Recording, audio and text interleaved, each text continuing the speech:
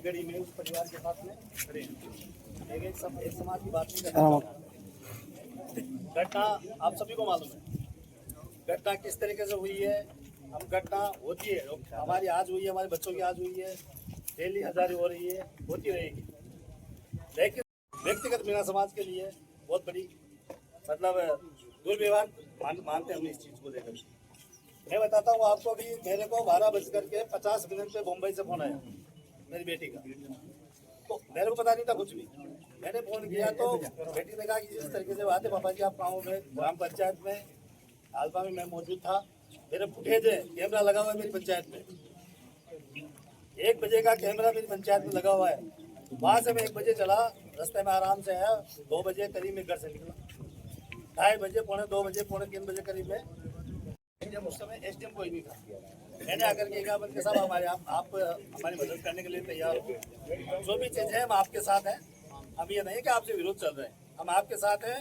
और बाकी ये चाहते हैं कि प्रशासन को बुला करके जो इन बच्चों के साथ हुआ तो कोई न कोई आश्वासन दे दो।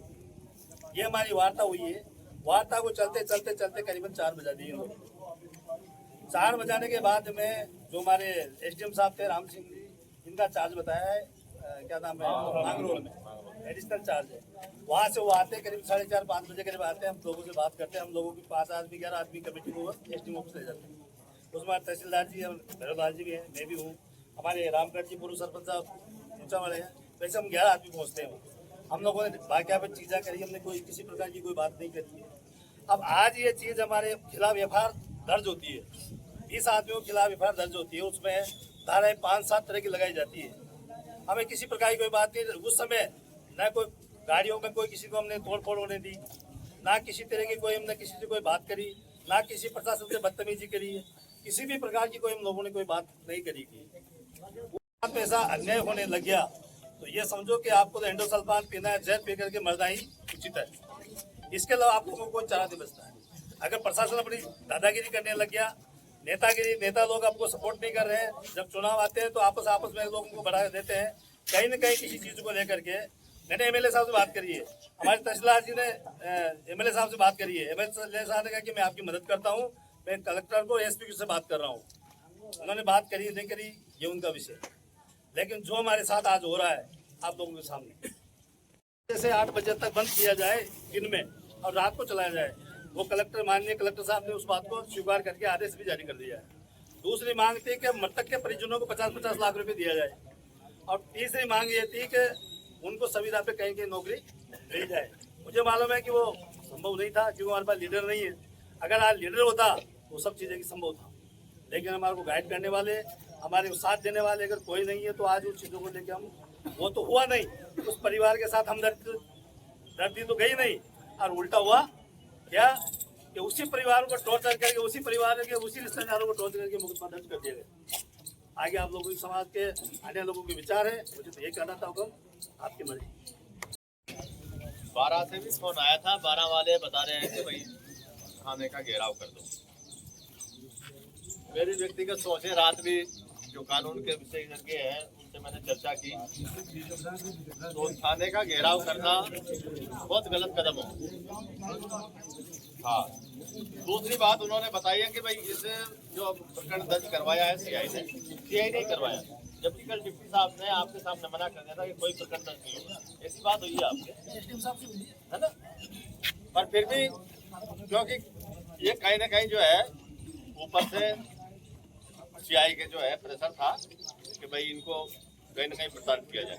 मेरा आपका केस हम वापस ले गए नहीं। कल सभी ने साथ थे, हमारे नरेश जी थे, मुकेश जी आप भी थे वहाँ, एक तो साहब बोले आप हमारी बात को कोई बात नहीं केस लेने की। ये डिप्टी साहब ने खुद भी कहा है कि एक तो सब आपने यस करा था कि इनसे केस लेने की, कि मैंने नहीं करा।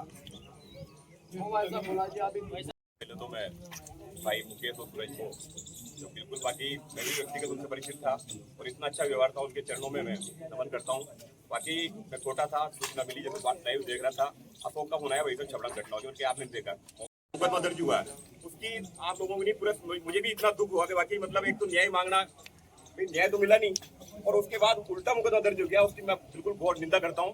और बिल्कुल चाहे वो सरकार के भी खिलाफ, मतलब हमें भी बैठना पड़े तो हम सरकार के खिलाफ भी बैठने को तैयार है।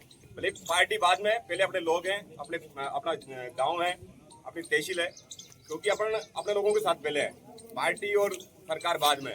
पहले अपन लोगों की जो संवेदना है बिल्कुल अपन ने जो मांगा है वो तो अपन को मिला नहीं और अपने मुकदमे और लग गए, दुर्भाग्य है। और अपन कोई भी ऐसी, अभी सुबह मैंने 8 बजे राजा साहब को फोन लगाया था, दुष्यंत जी को, उन्होंने एसपी साहब को फोन लगाया, एसपी ने मैंने कल बात करी, एसपी ने सही जवाब नहीं दिया कल, तो आज सुबह बात हुई, उसके बाद भाई साहब प्रजाई नहीं लगा, उनका अब कोई भी आप बात करोगे इस मामले में तो एसपी पॉजिटिव बात करेंगे, क्योंकि देखो कराऊंगा कुछ जगह ही समय है, मैं आऊंगा भी सही निश्चित रूप से। वो भी मतलब राजेश जी को भी कहा मैंने, उनका भाई साहब छोड़ो तो आप आओ, और जो घटना हुई है तो गलत है और कभी मैं भी आऊंगा, उनका जो भी है मुकदमा विड्रॉ होना चाहिए, क्योंकि इसमें एक वो नहीं है भाई, आदमी एक तो नुकसान हो गया आदमी का, और उल्टा मुकदमा और दर्ज करो तो इसकी सभी समाज गौर निंदा करते हैं। मतलब ऐसा जो भी है इस कौम को भाई अपने जो कहता ये नहीं होता तो हम उनको चेतावनी देंगे, सिस्टमेटिक में मार्केट बंद रहेगा, आगे जो प्रजातांत्रिक तरीके से अपन जो करना है बिल्कुल करेंगे। तो आपको जैसे जो आपके जो भी आदेश होगा सभी के लिए सब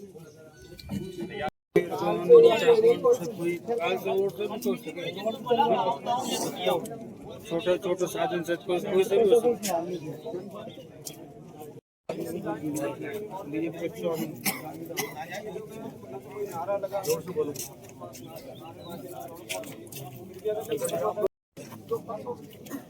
हुआ क्या था, 2 बच्चे जब गए, जैसे हमारे पास मैसेज मिला कि बच्चे दबे हुए, अपने समझा कोटा एम्बुलेंस में उनको की जरूरत पड़ेगी, कोटा ले जाएंगे, एक्सीडेंट से वहाँ गए। बहुत ही मतलब इतनी भयानक स्थिति थी कि दोनों बॉडी अंदर और पूरा बहुत बड़ा कंफर्ट उनके ऊपर 2 घंटे तक तो हमें कोई उठाने वाला भगवान किसी ने उठे जाम लग जाता। इतनी बड़ी घटना हुई है और इतना स्थिति चल रही है वहाँ, तो जाम तो स्वतः लगेगा। तो ये